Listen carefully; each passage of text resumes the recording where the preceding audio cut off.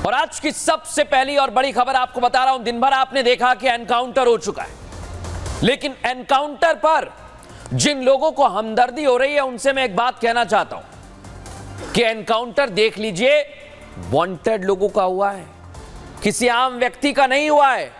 तो हमदर्दी करने वालों से आज हम सवाल भी पूछेंगे और एनकाउंटर की पूरी कहानी बताएंगे।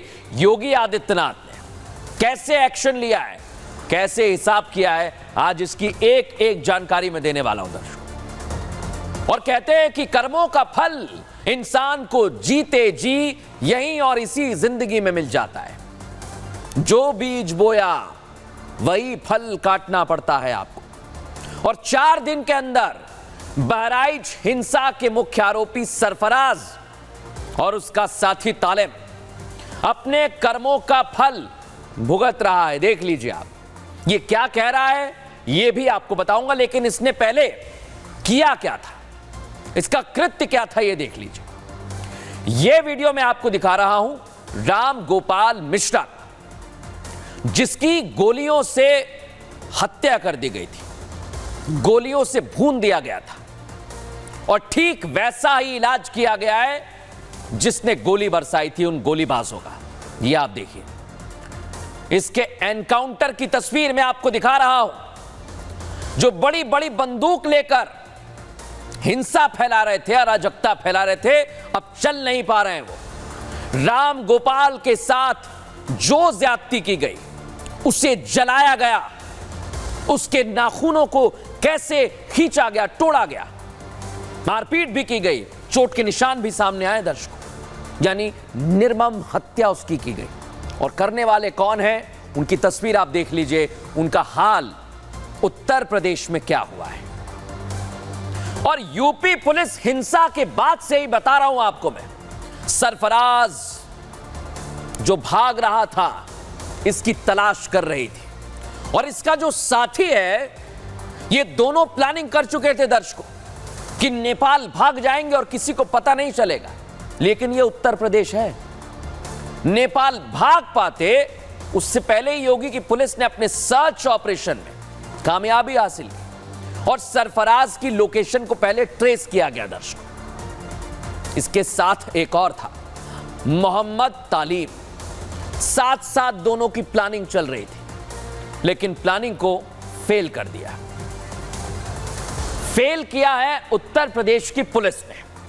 लेकिन कैसे ये पूरा एनकाउंटर किया गया है दर्शकों, आइए जरा मैं आपको बता देता हूं कैसे एनकाउंटर हुआ। उत्तर प्रदेश की पुलिस हत्या में इस्तेमाल हथियारों को खोजने के लिए गई थी। हथियार बरामदगी के दौरान पुलिस पर यह हमला करने लगते हैं। सोचिए आप, इनके हौसले इतने बुलंद थे। आरोपियों ने कई हथियारों से पुलिस पर फायरिंग की। पुलिस ने जवाबी कार्रवाई की तो दोनों को जख्मी कर दिया, पैर में गोली मारी और पुलिस ने हत्या में इस्तेमाल, गोपाल मिश्रा की जो हत्या की गई थी उसमें इस्तेमाल हथियार बरामद कर लिए हैं दर्शकों। लेकिन यह पूरी कार्रवाई हो चुकी है। अब इस कार्रवाई पर सियासत भी हो रही है, वो आपको आगे बताऊंगा मैं। लेकिन आप सोचिए दर्शकों, जो वांटेड हैं अगर उन पर एक्शन लिया जा रहा है तो आखिर क्यों पेट में दर्द हो रहा है। ये भूल चुके हैं कि ये योगी की सरकार है और उसमें हिसाब सबका होता है। देखिए रिपोर्ट।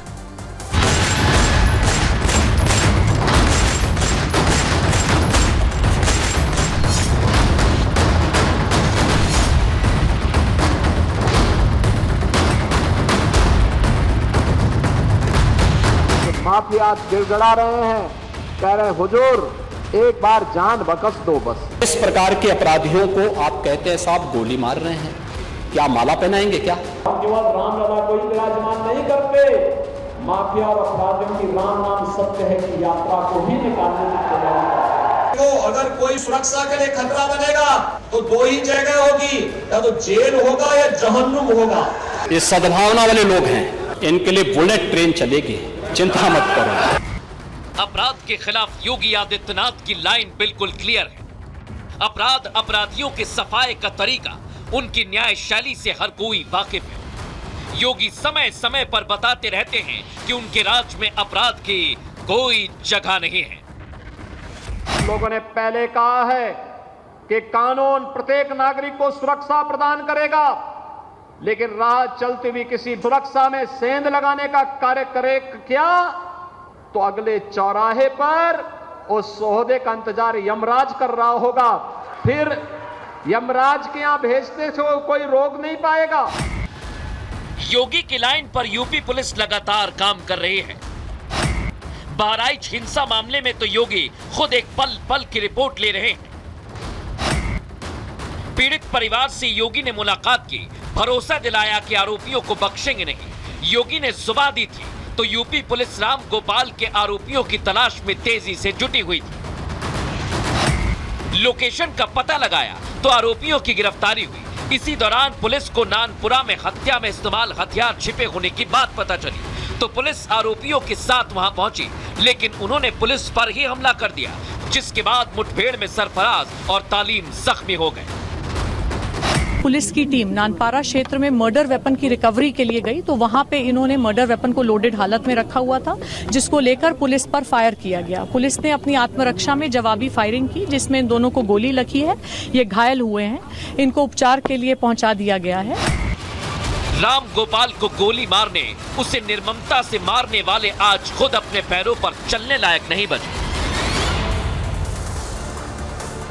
देखा आपने, पैरों पर चलने लायक नहीं बचे हैं। और यह बात सच है कि योगी राज में अपराध का कोई अस्तित्व नहीं रहेगा। कोई करेगा तो भरना पड़ेगा उसे। सीएम योगी ने उत्तर प्रदेश में कह दिया है कि अपराधी चाहे कैसा भी हो उसका हिसाब होकर रहेगा। हिंसा, माफियागिरी, छेड़छाड़, किसी भी तरह के अपराध की उत्तर प्रदेश में कोई जगह नहीं है। और इसका जीता जागता उदाहरण देख लीजिए आप। जो ऐसी हरकत करता है उसका क्या इलाज होता है, 4 तस्वीरें आपके सामने रख रहा हूं, देख लीजिए आप। यहां अतीक अहमद ने कैसे हत्याकांड को अंजाम दिया था। उसके बाद एक्शन हुआ था, पूरे गैंग पर एक्शन हुआ था। उसका सबूत नीचे दिखा रहा हूं, असद का एनकाउंटर, क्योंकि असद उस पूरे खेल में शामिल था। अतीक और उसका भाई जेल में थे। उसके बाद सुल्तानपुर में डकैती हुई, आपको याद है, और इसमें मंगेश यादव का भी हिसाब हुआ और उसके साथियों का भी हिसाब हुआ। दर्शक, अब क्या हुआ, एक हिंदू का सरेराह गोली मारकर मर्डर कर दिया जाता है। अब उसको भी उसी तरह से सजा दी गई है दर्शकों। और परिवार वाले तो कह रहे थे कि हमें खून का बदला खून चाहिए, और परिवार वालों ने ही कहा कि हमें बदला चाहिए क्योंकि हमारा राम गोपाल हमें छोड़कर चला गया है। रिपोर्ट आपको दिखाते हैं।